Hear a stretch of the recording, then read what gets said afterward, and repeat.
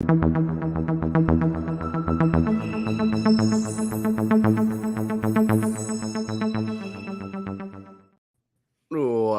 to NFL Betting Blitz presented by Parlay Play. We are into week 12 of the NFL season. We've already had 4 games through Thanksgiving Thursday and Black Friday. I am Gino Bucola here alongside Erik from ETOF21 Sports.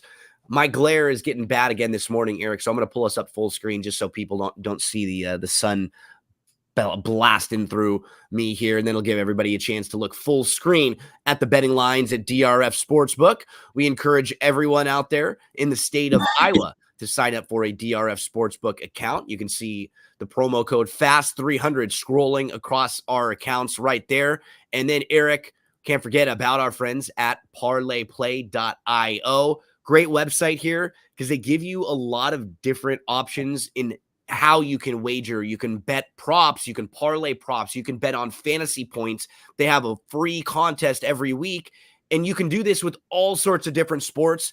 I mean, what's nice too, you can play $1 parlay, right? You got $2 left in your account. You have a $2 parlay, you turn that into 5, and then you bet 5. So you don't have to be betting with thousands. If you're someone who wants to get some action, this is a great place for you. Great site, and the thing I like the most is it pays out right away. Boom. Instant. We're all curious always about withdrawals, deposit, what that's going to happen like when we're putting our hard-earned money up. They take great care of you right away. So parlayplay.io, you'll see that scrolling across the bottom of our screen. Use the promo code NFL Betting Blitz. Erik, let's jump right on into it, buddy. We've got the Panthers at the Titans here. And the Titans are a 3.5-point favorite in this game. How crazy of a stat is this? You know, the Titans have only played 3 games in their home stadium this year. That's nuts. They're 3-0 in their home stadium. They've played 6 games outside of their home stadium. They're 0-6 on the road, 3-0 in their home stadium. Based on the schedule, they had an international game, and they had a couple extra road games early. They got 5 home games remaining. On the road, they've been outscored 140-70. But at home, they're a much better team. And now they're at home, and they're playing a really, really bad Panthers team. I mean, for Tennessee, their offensive line continues to struggle. They got to move the ball more. They can't run the ball. They're 19th in rushing yards per game. Henry's only had 24 and 38 his last couple games. And it just makes sense. You can't run the ball. Then you got to put more pressure on your quarterback, and it makes life really difficult for him. We're seeing the same sort of thing happen with Tampa, too, when they can't run the ball. But the Panthers, they've just been pretty bad. And Erik, their owner is thinking about firing head coach Reich. He should have talked to you and I before the season because we would have told him not to hire him to begin with. But this owner has been the owner of the Panthers now for 4 years. He also owns Charlotte FC, Major League Soccer team. So he came in, he's to own this team. He took over. Within 20 games, he fired Rivera. Then the interim coach finished off the year. He let that guy go. Then he hired Matt Rule, fired Matt Rule after 38 games. Then Steve Wilkes came in. He did a pretty good job. He was 6-6. He let him go. So he's fired 2 coaches, 2 interim coaches, and now he's thinking about firing another one. That's only in football. In the last 2 years, he's fired the head coaches of the MLS soccer team that he owns, and last year they made the playoffs. This guy's fired like 4, 5, 6 head coaches in 4 years. He's one of those owners that just gets so trigger happy. I'm not saying Frank Reich's doing a great job, but doesn't seem like with Reich, with this owner, and with Bryce Young, that the leadership is great over in Carolina. So 2 teams who probably don't feel very good coming into this game. How do we play it if we do? I mean, I am one of the lucky 317, 318 that is still alive in Circa. And wow. I have the Titans going today, and I hate it. I absolutely hate it. So, it's going to be a stressful game for me. In terms of side, I mean, you have 2 ways of looking at this. With the defense that the Titans run, it's going to allow Young to get in some rhythm. But on the flip side, I know everyone got really high with Levis, but Levis is getting a little bit too predictable what he's done. It's going to be on Derrick Henry to run the ball a lot. At the end of the day, I just think the Titans have the better coaching staff, better head coach, excuse me, a slight advantage in the trenches, and I just don't trust Bryce Young. I mean, he's never shown me anything where he's a capable quarterback in the NFL. I know people are going to say, well, look at the weapons. I think he is.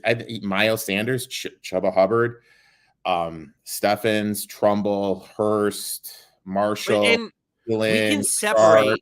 I mean, you got to be able to separate. Sometimes it's bad situation and it's not the player's fault, right? There have been times where you could see bad coach, no offensive line, nothing the player can do. I'm not saying that Bryce Young is in a great spot, but I'm not seeing the glimpses from him. That's the key. It's not even the individual play. I'm not expecting him to win games, Erik, with this team. I'm expecting him to play better. That's all, just to see the decision-making. He's making decisions and making throws that he didn't make last year, or like bad decisions. That's what's concerning me. It's the processing stuff, because we knew physically he was already going to be limited with his size. So, okay, this guy's going to be this incredible Drew Brees processor, pinpoint accuracy. I mean, I haven't seen even remote glimpses of that at all. He's too short. He has no arm strength. His footwork isn't that great, and he's too small to even do 4th and shorts. He was in a position to succeed at Alabama. I saw this with a lot of USC quarterbacks as well, right? When they came out and they had this great personnel around them in college, everything was set up nicely for you to where you're just the conductor, right? That's really all you had to do. Now, when you got to make plays, you've got to think, you've got to process quickly. I don't have any faith in him. This was a stay away for me too, because I didn't want to lay it with Tennessee, but I think you're right. If you're in Survivor or if you're trying to figure out how to play this game, that would be my approach. I would be on the Tennessee side, or maybe Carolina can score early and then you can play Tennessee live, but no real strong opinion here one way or the other. Yep, I got absolutely nothing, man. Okay, let's go to the Jags at the Texans. Houston Texans, Erik, first team in the NFL to exceed their win total. And we told you they were going to get over their win total. I got them at 8 and 8.5, a couple adjusted win totals. Hopefully we can knock those off as the year goes on. Their win total was set at 5.5. They're now 6-4. And they come off of a win in a game that they probably shouldn't have won. They had 3 turnovers, 3 Stroud interceptions. He wasn't as sharp as normal, but he still completed 27 passes. He still finished with 300 yards. See, that's the type of stuff that we're looking for from Bryce Young, right? Like games where things go against you, you still make some turnovers, you still have some bad decisions, but then we see the good side. We see the positive side. You know, there have been 11 times this year in the league where a quarterback has thrown for 250 passing yards in one half. It's happened 11 times this year. Stroud's done it 3 times, and then 8 other players have done it once. This dude is playing some really good football. Singletary's running the ball too. Well, Erik, they had 22 carries, 112 yards. It was the first time in his career he has back-to-back games, and he was only tackled for a loss twice. So positive for him.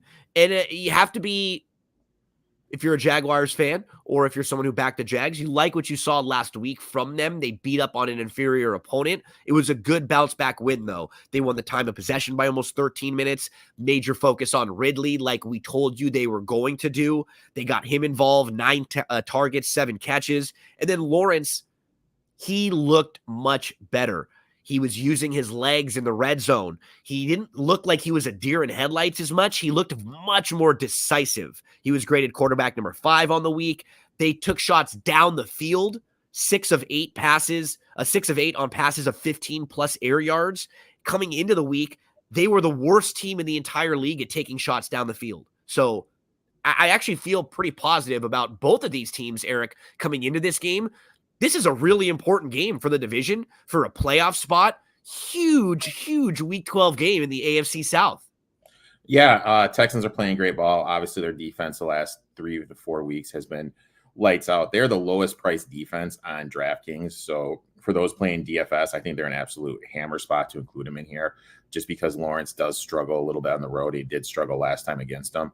In terms of this game, look, Stroud 5-1 as his dogs, 5-1 as a dog, small divisional dog. But I just can't get there because I kind of feel like the Texans kind of bluffed their way to a win last week against the Cardinals. Obviously, we're seeing this thing in the NFL with analytics. Everyone's talking about analytics, but when these people talk about analytics, what they don't take into account is how the game was played 5 to 10 years ago is completely different. So the data points that they're trying to reference are completely askewed. There was 2 chances where the Cardinals had the ball deep in the Texans zone, could have kicked a field goal. If they would have done that, they would have ended up winning the game. Turnovers from the Texans. I don't know. Jags in a revenge spot. I just stayed away from this game. I couldn't get there. I'm sitting on the Jags plus 6 and over 6.5 wins. So I'm just sitting this one out. Yeah, I was same way. I'm high on both of these teams kind of moving forward. Texans figure it out, and I think Jacksonville is going to go on a little bit of a run right here, like they did last year based on their schedule. The one thing is, though, is like Jacksonville's offensive line does give up a lot of sacks. Texans have the most sacks the last 3 weeks in the league. Something to monitor there, and that could be a reason why you throw in a cheap DFS defense like the Texans. I will say this, though, like in terms of the future market, I do think Will Anderson, defensive rookie of the year, showing a little value. Eric, let's keep rolling along. Where do we head next? We're going to Patriots at the Giants. Oh, the game of the week here. We've got, it looks like Mac Jones, right? That's what we kind of think. Yeah, they haven't announced anything for sure.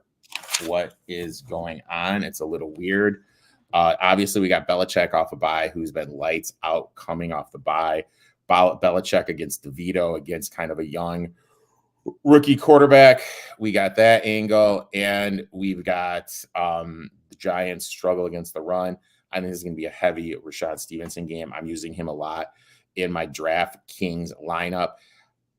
I look at it like this. Do you trust Mac Jones to win with margin? No, you trust DeVito to cover the number? No, I'm doing nothing here. This is a tough one too, because that's just way too many points for the Patriots against any team on the road. Any team this year, period. They shouldn't be favored by a field goal, even at home against any team, let alone on the road. But the Giants won a game last week because they got 6 turnovers. Mm-hmm. In that game, they had 13 first downs. They had 120 total yards less than their opponent. They lost the time of possession by almost 10 minutes. They got sacked 9 times, but they won the game because they got 6 turnovers in a game.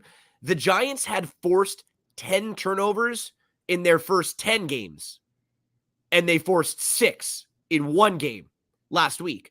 Teams with a -6 turnover differential or worse were 241-1, which is crazy. I can't even believe 5 teams won with a 6 turnover differential out of the 250 of them that they graded. But now I will actually give them some credit. I will give one man some credit. DeVito actually played decent last week. I'm not going to say the guy is good.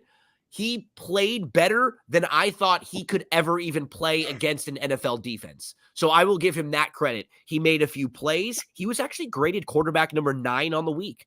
And he was 18 of 26, 246 yards, 3 touchdowns, no interceptions. He was doing the celebration afterwards, and he was like leaning into the Tommy DeVito, I'm a gangster thing. So, as Gino Nicola being an Italian mobster myself, I appreciate that from Tommy DeVito. But Eric, I mean, the Patriots, they're number 30. The thing that's the weirdest to me about the Patriots is, so they're not good offensively. Okay. The special teams, that's always been a Belichick thing. They've always been good on special teams. This year, they're number 30 in special teams DVOA. In their last game, at one point, they didn't have a punt returner out there on a kick in the first half. It's just like, what? Where's the guy? Where's the returner? He's just not there. And then they missed a short field goal, and then they allowed a 42-yard kick return. You're a bad team with a bad quarterback, no offense. You can't lose on the margins and have a bad special teams too. God, I'm glad this game's early, because if it was later, I would bet the Giants. But since it's early, there's not going to be enough time for me to talk myself into betting the Giants. No, there's no right? way at this game. Like, Yeah. look, I have a round robin I'll give out later, and I have a player in the round robin. There you go. Erik, let's go to the Saints at the Falcons. So the Falcons have made the decision now. They're going to go back to Desmond Ridder. And I think this is sort of put up or shut up time for the Falcons coming off their bye now. This team, they've lost 3 straight games. They've lost 4 of the last 5. All 4 of those not only could have been wins, they should have been wins for the Falcons. All of them. Now, here's a positive. Last time we saw them, Bijan Robinson got the ball 22 times for 95 yards. So maybe they're just going to start leaning on him more. As you predicted, down the stretch of the season, they're going to start giving him more touches. Also, they didn't turn the ball over in their last game. So that was a positive. But they averaged 2.9 net yards per pass play against the Cardinals defense. That was one of the worst in the league when they played. And you got a Saints team. Carr is fine. It's going to be Carr. He practiced this week, right? Yeah, it's looking like it's going to be Carr at the last minutes. I'm a little bit disappointed just because when you look at Olave splits, better with Jameis there, when Jameis is there, it's just a home run, but it's looking like Carr's going to go. In terms of this game, for me, I took the Falcons here. I got him at +2. I still like the 1.5. I play him on the money line as well. Just kind of looking at it, Allen, 37% ATS overall. That's in his coaching career. Against the number as a favorite, 25%. As a road favorite, that number dips down to 14.3 ATS, 14.3% ATS. Saints 19th DVOA versus the run. We know that this Falcons team is based in a run attack, and I really think Ritter's kind of figured out when he came into that game against the Arizona Cardinals that, hey, I have to use my legs and run the ball. I think we're going to look at him being a little bit more mobile, not like just taking off and running, not looking to stay in the pocket. Carr, obviously not 100%. He's only 26% ATS. I think the Falcons have a huge advantage in the trenches versus their defensive line versus the Saints offensive line and vice versa. Small divisional home dog. I will take the Falcons here just because I think in the trenches, they have a huge advantage. This is it for Arthur Smith. Right off the bye, you got a few weeks to try to right this ship. If not, you're done at the end of the year or maybe even earlier than that. And you and I have been higher on the Falcons throughout the year. They've spit out a lot of games. This is the bounce back spot. If you like them, you probably still want to give them another shot here, especially getting money at home. The Saints, they haven't been sharp this year. Last time we saw them, they had 110 total yards in the first half. Vikings had 297 total yards. Drop passes, bad passes, penalties. They're not well coached. Yeah, I'm on the Falcons here. We move to the Steelers at the Bengals. We've got Browning starting for the Cincinnati Bengals, and the over-under in this game, 36.5. The Steelers are a 2.5-point favorite here, though, on the road. Now, this is something that you talk about, Erik. I think a lot of the stats that we look at, all of them are flawed. That's why I like to look at 2 or 3 or 4 together to get a good picture of everything. Because if you just look at DVOA, there's going to be things that aren't taken into account. You point these things out. If you're just looking at EPA, there's going to be things that aren't being taken into account. So I think I try to look at maybe 3 or 4 different metrics, put them all together. Because when you look at the Steelers in offense, their DVOA is number 14. Like, there's no way you and I have watched the Steelers and could say that they are a top half offense in this league. But what we do have for them, they've played the toughest schedule of defenses so far this year. That's why they grade high, because they have high opponent adjustments. Now, they're going to come into this game with a new offense, a new offensive scheme. They fired offensive coordinator Matt Canada. They were never better then 23rd in yards or 21st in points under Matt Canada. This year, they rank both 28th in yards and points. They're 31st in passing yards, 31st in touchdowns. They were dead last in touchdown passes last year. They have had less than 400 yards in 58 straight games. His entire time as a play caller, they never hit 400 total yards one time. Last week, they had 64 yards at half. 15 passing yards. So twice this year, they've had less than 70 total yards in the first half of a game. They have a negative 29 point differential, despite their record of 6-4. Erik, talk to us about this Steelers team who's actually favored on the road. So what I did here is obviously when the Burrow news broke, this line flipped. Steelers were a small favorite. Now the Bengals are now the Bengals are a small dog. So I really feel there's no value here. Jim, who was on my show this past Tuesday, he was saying that you should take the Steelers over 16.5 points on the team total.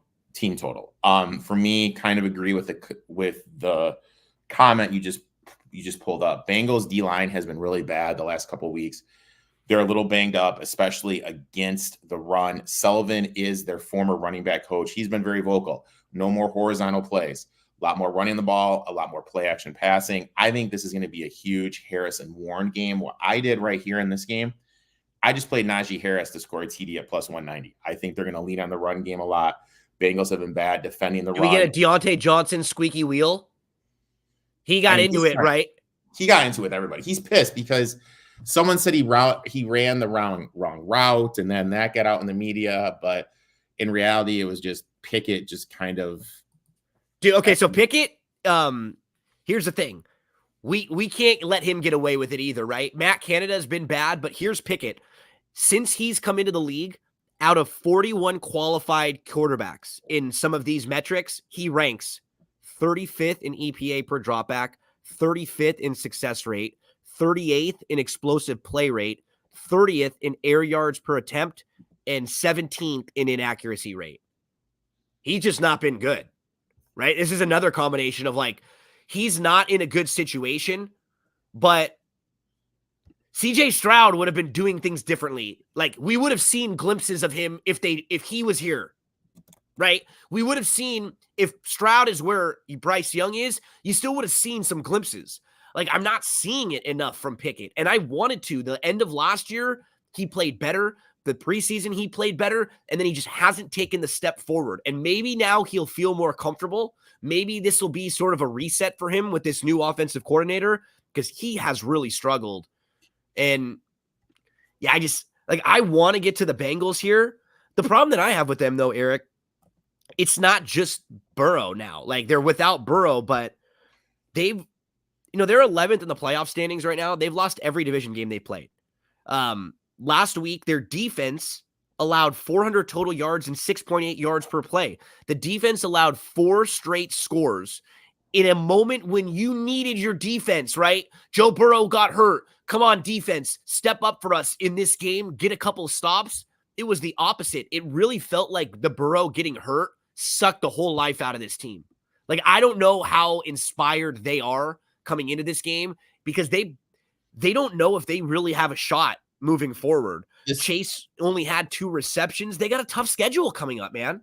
It's going to be turnaround, handoff to Mixon, short passes across the middle to Boyd, and I'm spacing who their tight end is. That's basically is going to be the Bengals offense. They're up against it. Defense missed too much in the back 4. Their front 4 isn't creating enough pressure. Wheels are going to fall off. They're going to have a high draft pick. They're going to be able to address their offensive line or get a defensive playmaker. So, look, this was kind of their last year with Mixon, Higgins, Chase, and Burrow and everybody. And it just didn't come to fruition because of the injuries. But hopefully moving forward, the Bengals, they've done this the last couple of years. They've kind of messed around during the offseason. They're up against it, and then they make this late push. The NFL season's so small, you can't do that. You got to come right out the gates looking to move forward. So it's going to be an interesting offseason for the Bengals here. But in terms of this game, I would look at Harris props. I played them to score a TD at plus 190. Wanted to get to a couple comments. Last night, teams facing a 4th and goal from the 25 or beyond were 0-30 before that Bama touchdown. That was the worst coverage I've ever seen in my entire life. Like, how do you get beat behind 2 guys? Unbelievable. I mean, here's the thing. Like, look, I hit the 14.5. That was great. But I did have the plus 500 money line. And the muffed punt, 3rd and 20, you give up a 19-yard rush to Milton. And then it gets to 4th and 20. And I was sitting here watching the game. I was like, yeah, they're still. Yeah, I know. You know what I mean? Like, feel it. You could sense it when they even had the opportunity. You just knew it. So you felt that. Yeah, Erik ordered one for me, so it should be coming in the mail. Erik and I will have our DeVito and Davis Mills jerseys on next week when we preview. Gino, my Clippers suck. No, you are loving that. You know that they're like, I don't think they're going to be good, but they do seem like they're at least sort of figuring out how to play with these guys better. But it's now Russ is the odd man out, right? Like Russ is already not liking it because he's on the bench and he's already starting to sulk. Too many big personalities there. I'm actually seriously, how do you feel about the Lakers start? The Lakers have played pretty well. I actually have been they haven't played with Vanderbilt hasn't played a game for them yet. Who's their best defensive player? I think last night they won a game without Vanderbilt, Rui, Reddish, and Vincent. They were without 4 of their top 10 rotation players, and they won last night. And like Max Christie started, Jackson Hay. Last night was cool for the Lakers because like their 11th, 12th, and 13th player all had double digits and really helped contribute in winning a game. That's the mark of kind of a fun team as a fan when you're missing guys and other guys step up. And damn, LeBron has looked good. That's the only thing that scares me a little bit. Like the guy is playing so many minutes, but man, I think he might just be a freak show, Erik. Like the way that we've gauged people in the past, nobody's ever even been playing at this level. And like he is, it is pretty insane what he still does night in, night out. Do you feel a little bit better about Milwaukee after they kind of struggled to start, Erik? I mean, Stroud's was obviously their offensive coach. Obviously, it's going to take a little while to get that system. Thank God they got Dame because Middleton hasn't looked good to start the season. That's a little bit of, a worry point. I really think they're missing a 3-point shooter and they need depth at the guard position to make a serious run. The guy who's going to be a hot trade target this year at the deadline is Caruso, actually. You've already heard the rumors a lot. Just as a defensive guard, a guy who can come in, defend the perimeter, and he can hit some shots here and there, but he's not like he can slide into any team. He's not a guy that you bring in and he's going to like need the ball or demand anything like that. He's a good like 7th guy to have who you can maybe have him start in the backcourt or bring him off the bench and just give you some options. I know the Lakers are interested. He would be a really nice fit from Milwaukee. Just not sure what they have, as far as they're just going to be the buyout. I mean, the vets. Yeah, you're going to get some vet buyouts with them. Yep. Mitchell should be started with. What do you think about that, Erik? Mitchell or Mitch should be starting for the Steelers. He's way better at this point than Kenny. With Kenny, you know what he is, and he's not it. Yeah, I agree. I think Trubisky is better. That Florida choke job. Yeah, these were some brutal beats yesterday with the Florida one and the Alabama one. Erik and I were sulking and commiserating about those before we started recording the show yesterday.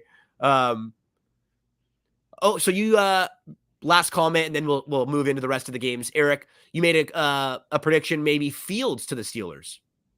Yeah, I mean, like, let's face it, the Bears are so far away. They're going to have a top draft pick. It makes sense for them to take May or Williams. Caleb, and just start over. And then you move Fields. Obviously, the 2 teams in my mind that make the most sense are either Pittsburgh or Atlanta.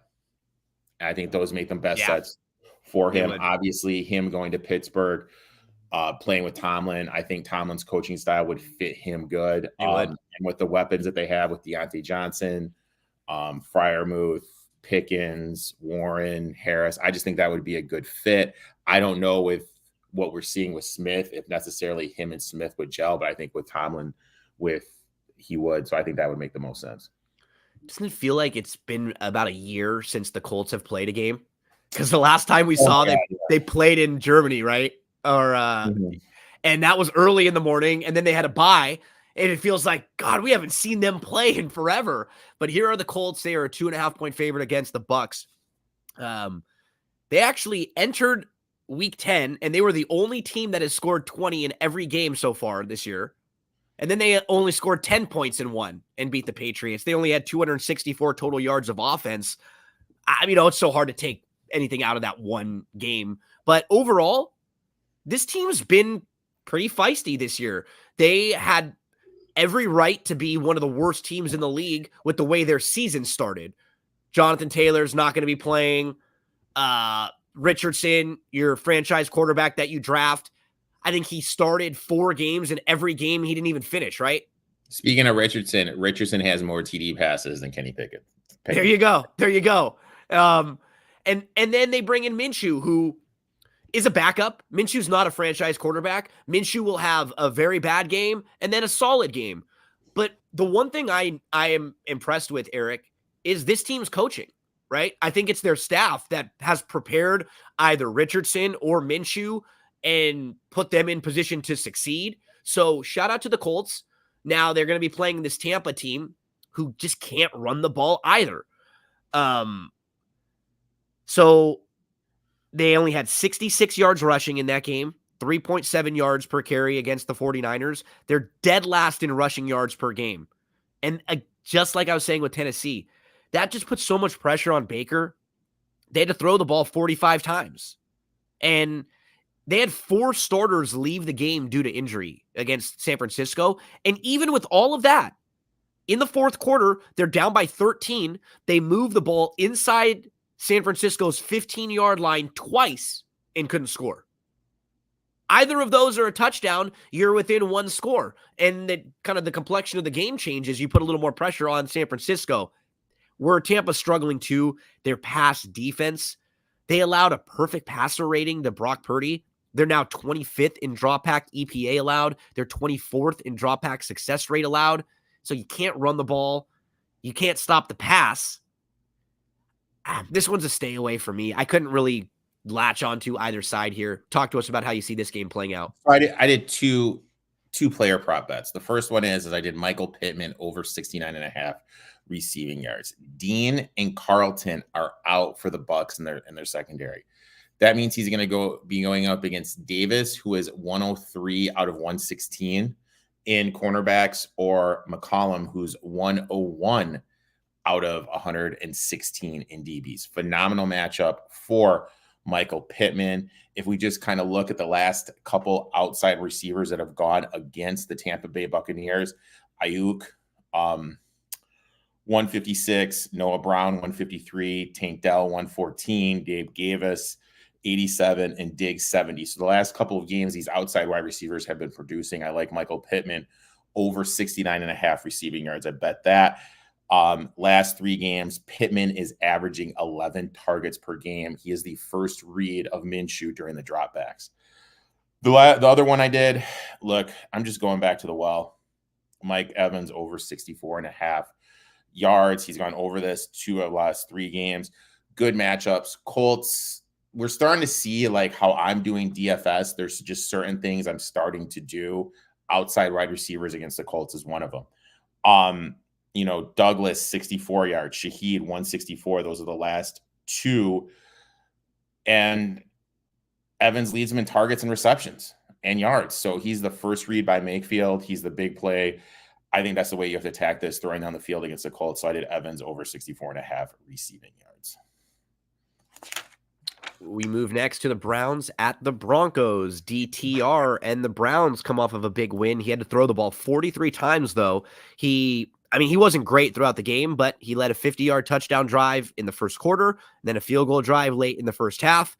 And they put Cleveland up 10, and then they were able to just kind of play with the lead here. You know what Cleveland wants to do. They want to lean on their defense. 7 times out of 10, they've held the opponent under 300 yards. Steelers only crossed midfield 3 times out of 13 possessions. It was the 4th time they've held an offense to 10 points or fewer. And they have 3 wins this year where their starting quarterback didn't throw a touchdown pass. They also have 3 different starting quarterbacks who have led them to a win. And I look at this team, I try to remind myself that it wasn't like they were getting incredible quarterback play from Watson. Watson's ceiling is higher, and Watson is definitely the best quarterback they had as far as can they win playoff games and how far they can go. You'd want Watson. But, keep in mind, his 12 games on the Browns, he had a 59% completion percentage. That's 5 points below league average. His passer rating was 81.7. League average is 89. So he's well below league average in passer rating. He had 14 touchdown passes in 12 starts. Sam Howell has had 14 touchdown passes since October 1st. So, when he next plays a game in September, he'll have played 12 games in 3 years and 8 months for Watson with all that money that they spent on him. And you got this Broncos team that, their defense was so bad for the first 5 games. Their defense was twice as bad as any other team in DVOA. 2 times as bad as the second worst team. They're still dead last, even though since week 6, they've ranked number 10. So if you're just taking week 6 through 11, they're number 10 in defensive DVOA, but they're still 32 because they were that bad in weeks 1 through 5 with that 70-point game on there. You know what? They're finding ways to win right now when they found ways to lose over the last couple years. Russell Wilson, he's on pace for a career-high completion percentage. He's already thrown 3 more touchdown passes this year than he did all of last year, and he has 7 fewer interceptions. He's 4th in the league in passer rating. Since week 6, he's 3rd in EPA per pass. Where they're doing well, we're starting to see Sean Payton now. First downs, he's getting really creative. He's calling fantastic plays on first downs, which is usually a down that it's a little bit easier to move the ball. The defenses aren't kind of pinning their ears back as much. So I've been impressed with what he's done over the last month or so. I don't know if I can get one way or the other here as far as a side. Do you have anything locked in here, Erik? No, I did nothing here, but I do have a future I want to give out. Okay. In what world should Kevin Stefanski be 28-1 to win Coach of the Year? Browns are without Nick Chubb, Deshaun Watson, Jack Conklin, Jared Wills. That's their starting quarterback, their starting running back, who's their best offensive weapon, 2 of their top 3 offensive linemen, and they have the 8th worst turnover differential. This team has been playing a 3rd-string quarterback, 2nd and 3rd-string tackles, and one of the most unluckiest teams in the NFL, and they could possibly win the toughest division in the NFL and host the first-round playoff game. How is Kevin Stefanski 28-1 to win Coach of the Year? You have to bet that just on value alone. Stefanski, so if we talk about it right now, we're talking about Campbell. It's basically Campbell, Shanahan's going to be up there, Sirianni's going to be up there, and Ryan's going to be up there. Yeah. Yeah, that's true. But you just kind of look at them like, which coach has totally changed his whole team playing a 3rd-string quarterback and without basically everybody on the offensive I know, side you're missing all of your key players. You know what I mean? Like, what other team could do what he's doing right now? We've been hard on him. He's had years and decisions that he's made during games that haven't been great, but he's doing a really good job this year, and he deserves to get some credit for that. This is a huge game for the AFC playoffs. The Broncos are right back in the AFC playoff mix, and massive game for these 2 teams trying to continue on the trajectory to make the playoffs. Let's go Rammies at the Cardinals. And I played this game earlier in the week. It was a pick'em. This game was a straight up pick'em, and it's now moved to Rams -3. They're at Arizona. Rams were down 13-0, scored a touchdown right before the end of the half to keep them in the game. They did not look great after that. 3 straight punts and an interception. The real key for them, they woke up in the 4th quarter. They had 144 total yards in the 4th quarter. They only had 267 total yards in the game, and their defense played really well.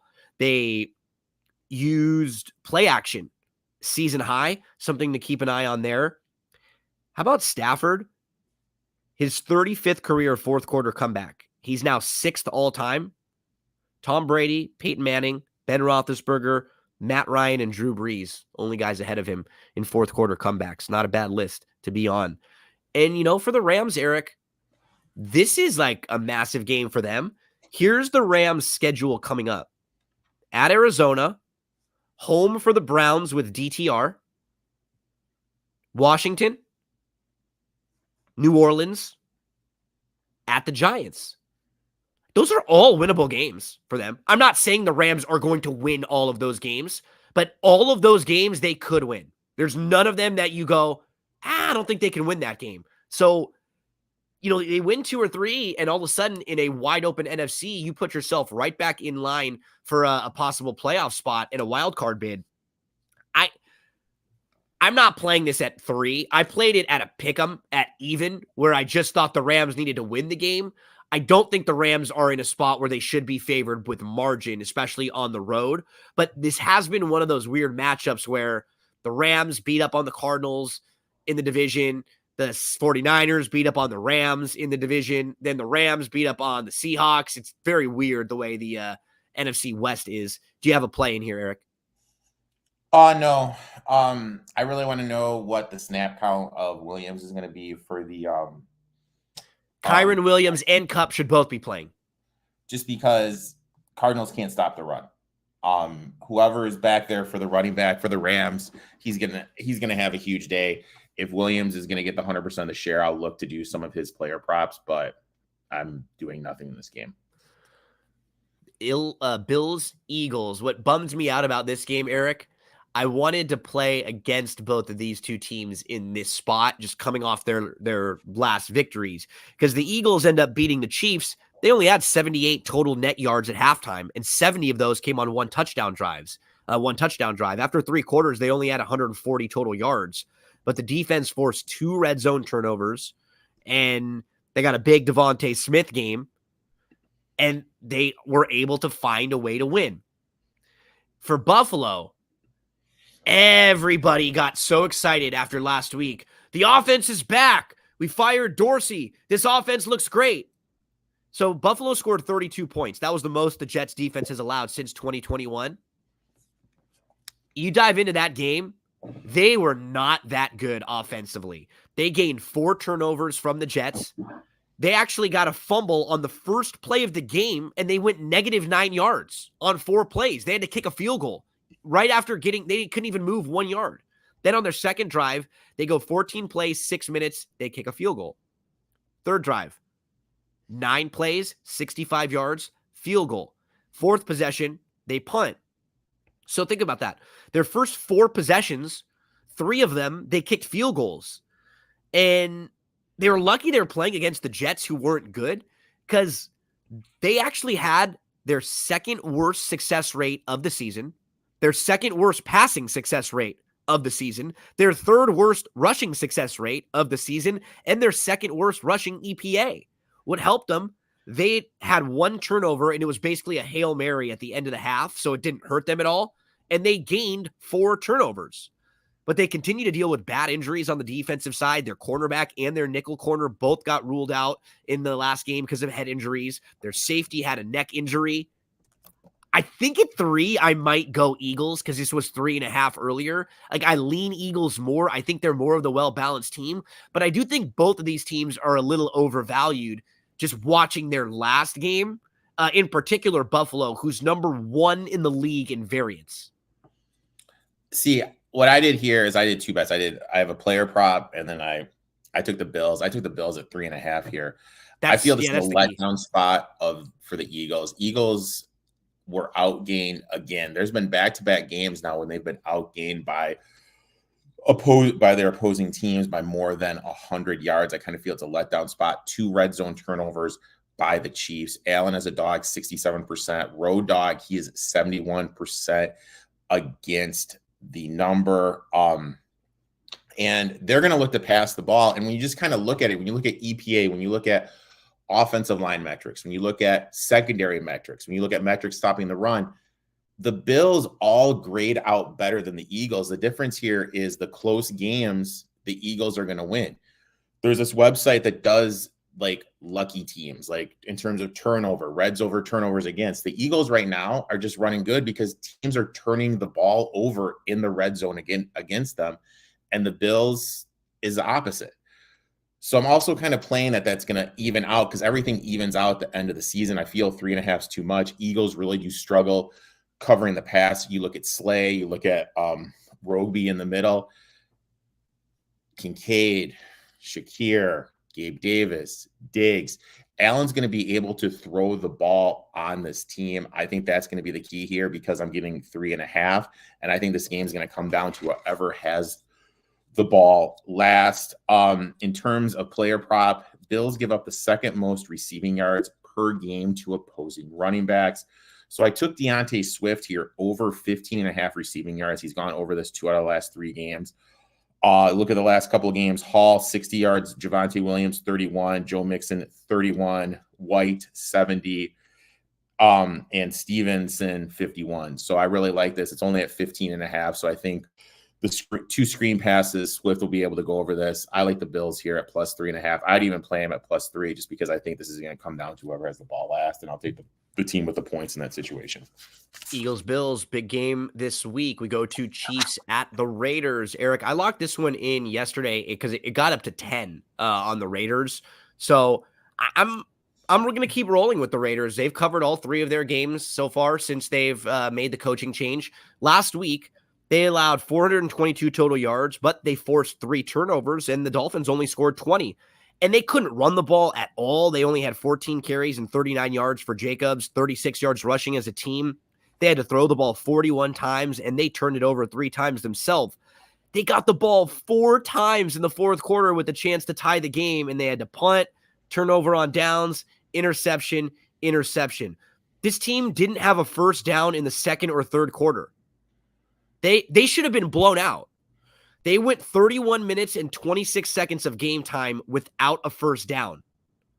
But they fight hard. Their defense plays hard. Crosby is going to give it a go today. He's going to try. He was listed as doubtful. And what this mainly comes down to, Erik, is this Chiefs team isn't the old Chiefs team. They should not be favored like this on the road with this type of margin. Keep in mind, this is more of a defensive team. The Chiefs have now, in 3 straight games, not scored a point in the second half. Erik, question for you, trivia time. In Patrick Mahomes' first 101 starts, how many times did the Chiefs have 0 points in the second half? 0. 2. And they've done it 3 times in the last 3 games. So in 101 starts, there was only twice when they got shut out in the second half, and it's happened 3 games in a row here. That just shows you this offense isn't the same offense. They're a good football team.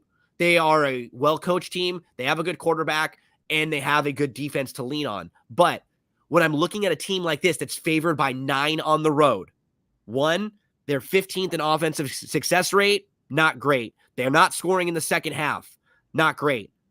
And what concerns me, the drops. They lead the league. They have 26 drops this year. 21% of Patrick Mahomes' incompletions. 1/5 of the incompletions he has are drops. Not even his fault. Completely the fault of the receivers who he's making the throws and they're just not catching it. I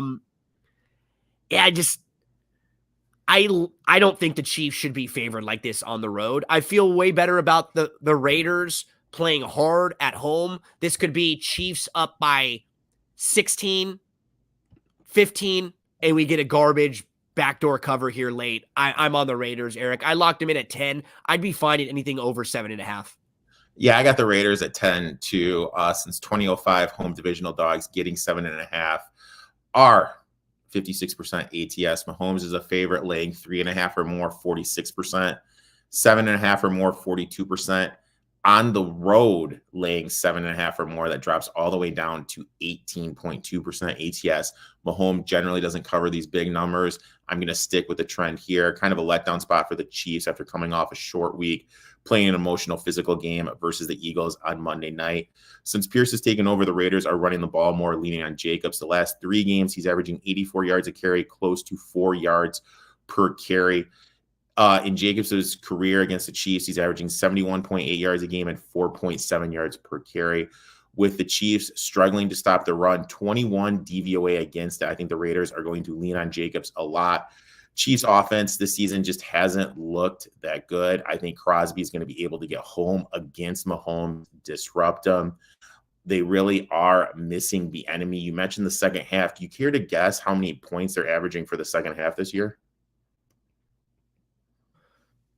Did I have it? No, I didn't have, not like they're last, right? Are they dead last? 5 points per game in the second half. Yeah. Dead last in the league. And in the first half, they are awesome as expected still. In the first half, they've outscored opponents 155-60. They haven't scored a point in their last 16 second half drives. I mean, this just kind of shows that Bieniemy should be a head coach somewhere. I know. He's fantastic. He's great because with Washington, their concerns aren't moving the ball at all. Washington's moving Sam Howell's leading the league in passing yards. Their issues have been overall, and their defense is an absolute sieve. So I knew you'd be on the Raiders here too. This feels just like a really good Raiders spot here at anything over 7.5. Couple of questions to catch up on. If Oregon, Michigan, Texas, Alabama all win out, which 4 are in the playoffs? Well, Michigan hasn't lost. They're in for sure.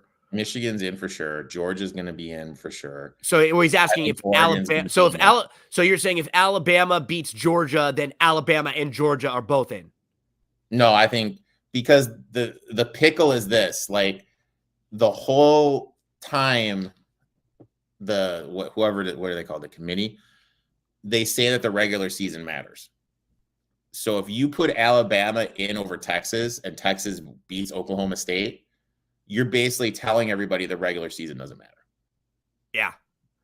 Because Texas went to Alabama. Well, that's the key, right? That's the key. That's the key right there. You said if it comes down to Texas and Alabama, it's got to be Texas. I mean, the bigger question is Florida State. Do you put Florida State, who could be down to their 3rd string quarterback? But they could be undefeated, right? And what if, what would be the one that would be really screwed would be if Washington loses a heartbreaker to Oregon, then you'd feel screwed for them because they already beat Oregon this year. Then their only loss would be a tight loss to a team they already beat, and they definitely would get screwed. They wouldn't make it to the Final Four because that's what's tough about this year. There are 6 or 7 teams right now. I will say this though, I really feel though that Georgia is, unless something fluky happens, I don't see a world where Michigan, with the limitations of McCarthy and them just losing their best offensive lineman, going. Michigan's not good. They're not that good. They really aren't. Or Bo Nix, I think, had 2 passes travel more than 3 yards in the first half against all short stuff. That's the thing. And Georgia's not even the normal Georgia. You just watch them though, and they feel like a little more well balanced, and they just feel like safer. Maybe this is me being a little biased because I do have Texas 25-1. I kind of feel that Texas could be that wild card team just because their offense, they have, in my eyes, a top 5 offensive line. Yeah, their line play is fantastic. The one thing that concerns me, lean on them, that could be something. What concerns me with Texas is the same concerns I had with them earlier in the year. In-game coaching with Sark stuff. Decision-making and stuff. He does a great job. He's a great recruiter. I think he's a great play caller, a great schemer. But then it comes down to, late decision-making. Sometimes he's not the greatest there. He reminds me a little bit of, McVay in that, I love the way he designs things. I love the way he sets up an offense. But then when things get tight, he's a little you could feel him get tight too. That's the thing when he's against the other best coaches, can he outcoach them? That's one question I have for Sark. I need to see him prove that. Dana out at Houston. You called that one. Oh yeah, that was the easiest call of the year. I mean, did you see CM Punk come back last night, Erik? here's the thing. Like I had it on after they won, after what Cody's team won. I turned it off because they showed the graphic come up, so you felt like Triple H Yeah, does that trick, where they put the copyright up, so it's like, oh, it's over with, and then here comes Punk. I I will did. say, I will but say this. I thought it was funny. Like you're seeing these things online, like of Randy Orton just picking up a chair and sitting in the ring while Punk is doing his thing. Rhea yeah, Ripley sitting on Rollins is the steps. furious. Yeah, Yeah, it was kind of funny. it was, and if it were me, I wouldn't have brought Punk in if I was running WWE right now, because I think they're doing really well. WWE is like, their ratings are awesome. Their attendance has been awesome. There's a good buzz. Like, fans are liking the product a lot. It's not like a time where you needed a CM Punk. All that being said, I am happy to be proven wrong. This is not like AEW. It feels like WWE's got a better sense of like a system. So you bring this guy into your system. If he messes up, you just cut him. You just get rid of him. It's like, hey, we're not even going to waste our time here. But damn, if they can lean into like Seth Rollins versus CM Punk, Roman Reigns versus CM Punk, Cody versus Punk, those could be some really fun matches. So yeah, I look forward to that. If you ever want to hear a little bit more about wrestling, recap every week in wrestling on the podcast there with Chad Cooper, my buddy. Shout out to Chad. And I want to give a little love. Erik, my buddy Barry Spears, who does stuff with me every week. He had a heart attack. Oh my God. Like, I recorded with him on Wednesday last week, and on Friday, he's sitting there with his family at home. He's like, feels like a weird tightness in his chest. He gets up, he tries to walk around, and his wife calls the ambulance. He had to go. They put a stent in his chest. They had like a surgery because there was a blockage just out of nowhere. Like, crazy, crazy stuff. So fingers crossed. I've been talking with him back and forth. They actually released him from the hospital. He was able to go home. That's obviously a great sign, but that was a little scary, man, as we get older and older. Let's get one more question, and then we'll get into the final two games, Erik. Ohio State needs to open up that NIL money bank for Manning. They need a QB. I do agree with that. I never thought, like, yesterday, it wasn't the quarterback's fault. He wasn't the reason, but you could tell they felt limited with him all year. Like, they're not calling plays or even taking shots that they should take with the receivers they had. Yeah, the thing is you have the best wide receiver in the country, and he still looks marginal. That's what I mean. I think it's Day and him too. Like, Day's fine. I'm not saying he's a bad coach, but to me, it was a combination of Day and the quarterback. They never, watching them all year, I never felt like this was one of the top tier quarterbacks. But honestly, I don't think that McCarthy is either. Right? Michigan finds ways to win. He was being touted by some media personalities as a first round pick. I saw that. That made me laugh. And, the fact that you go into Penn State and you only run the ball pretty much sums up what he is. Yep. I think Moore, the OC from Michigan, interesting coaching candidate moving forward for some of these schools that are going to be losing some of these coaches. Final two games to discuss, Sunday night and Monday night. Sunday night football, we've got the Ravens at the Chargers. Ravens are a 3-point favorite on the road. I actually played this game a couple days ago. It was 3.5.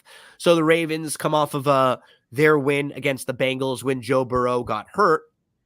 But keep in mind, Mark Andrews is now done for the year for them. That's not going to be easy. They play a Chargers team that nobody wants to play this Chargers team right now, Erik. They come off of a game where Keenan Allen had 2 touchdown drops. Eckler fumbles a touchdown. Quentin Johnson drops a wide open pass that would have been a touchdown. They had a DPI on 3rd and 20.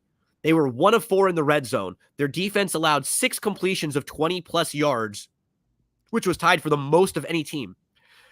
Green Bay was 4th in EPA per dropback of all quarterbacks when they played the Chargers.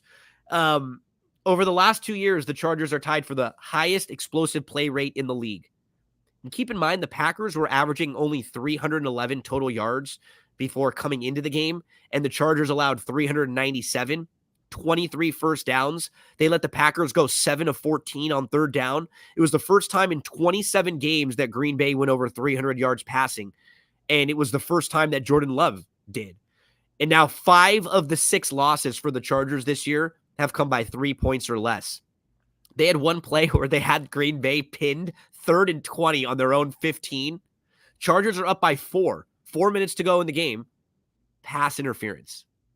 It's the 6th time this year the Chargers have allowed a conversion of 3rd and 15 or longer. 3 of them have come on defensive back penalties. So the Chargers have a 50% conversion rate this year on 3rd and 15. No team in the league has a conversion rate allowed of higher than 30%. Teams aren't supposed to get first downs on 3rd and 15. Last 3 seasons, their defense, 29th in EPA per drive, 29th in success rate allowed, 30th in points allowed per game. So that's their defense. During that same stretch, the offense, 5th in EPA per drive, 5th in points per game. Just, you're a defensive coach, and your defense is miserable.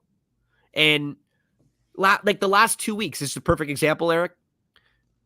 Herbert has led all quarterbacks in total EPA. He's 3rd in EPA per drop back. He's 4th in success rate, and they lost both of those games. It's come down to coaching, but this is the buy low point for me. This is the lowest point. I feel like you're going to get the Chargers.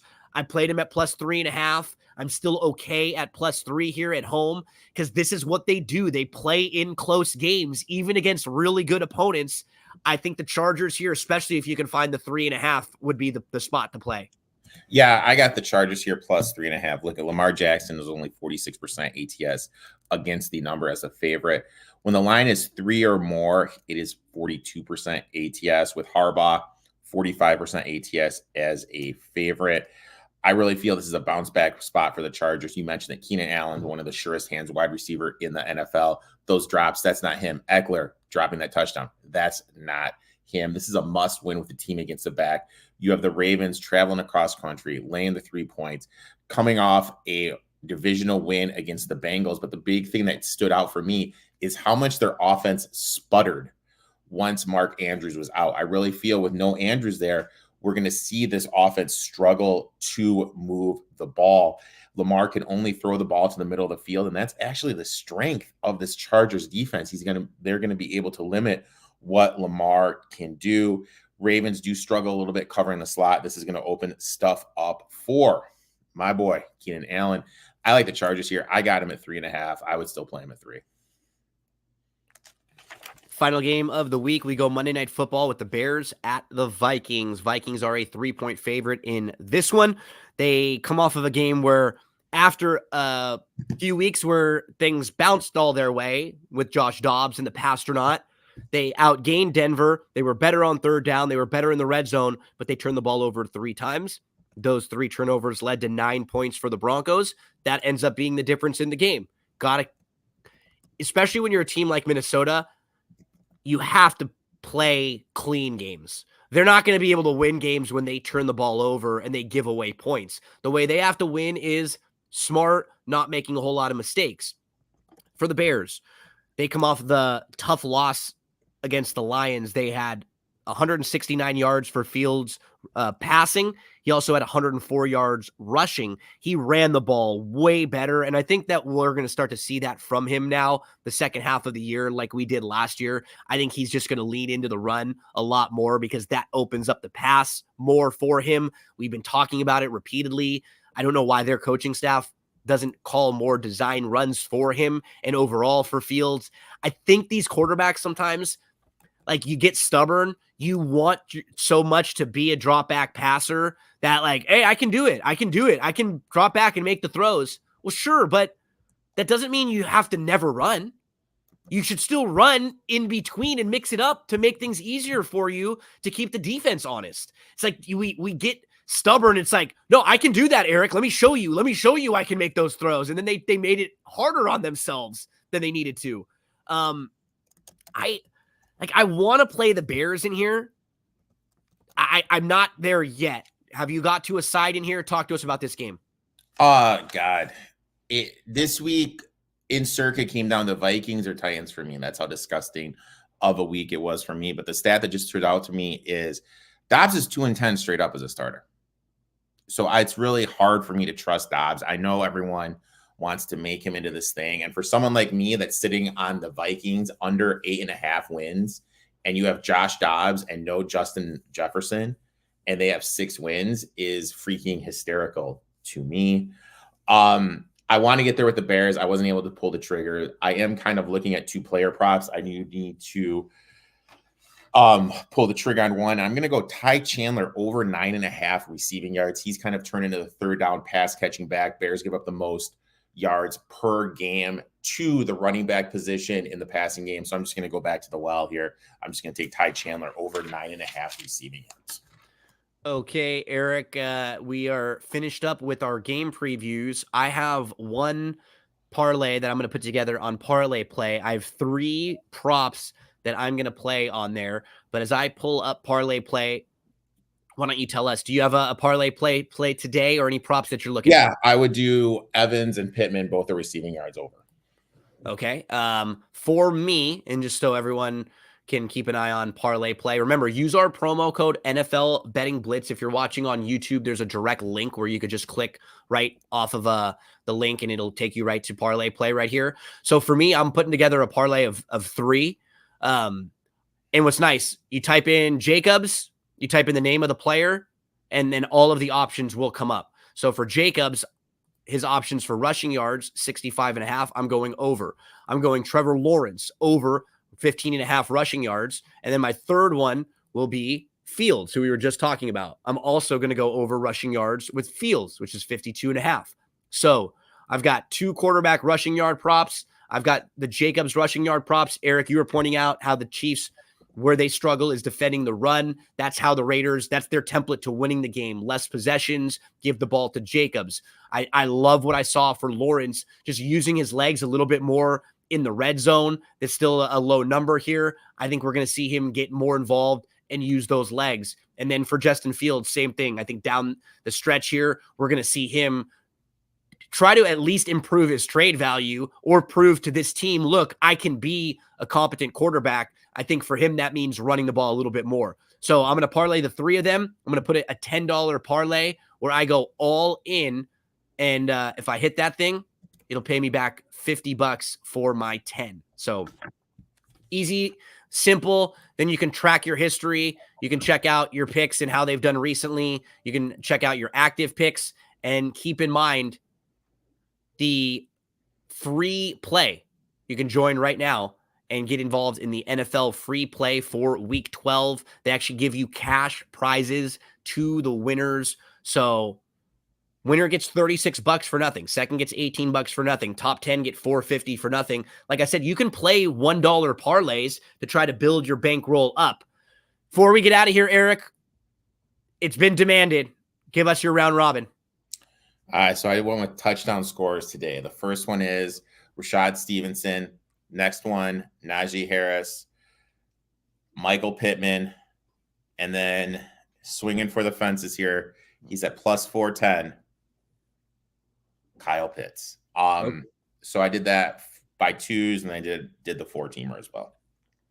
Eric, buddy, we've had a crazy few weeks with Breeders' Cup stuff and holidays and everything.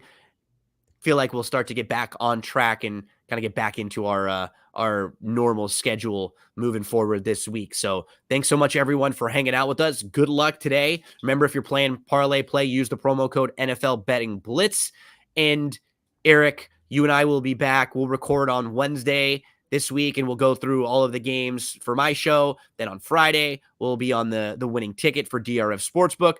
And you'll have your podcast that comes out Tuesday night where you recap everything that just happened this week. Then you'll have your other podcast on Friday where you preview everything for the weekend. And then next week at this time, we'll be back here again on Sunday to preview everything going on in NFL Week 13.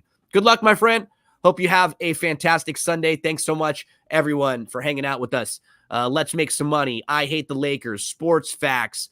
All of you out there, we appreciate you. Thanks so much, and we'll see you again real soon right here on NFL Betting Blitz.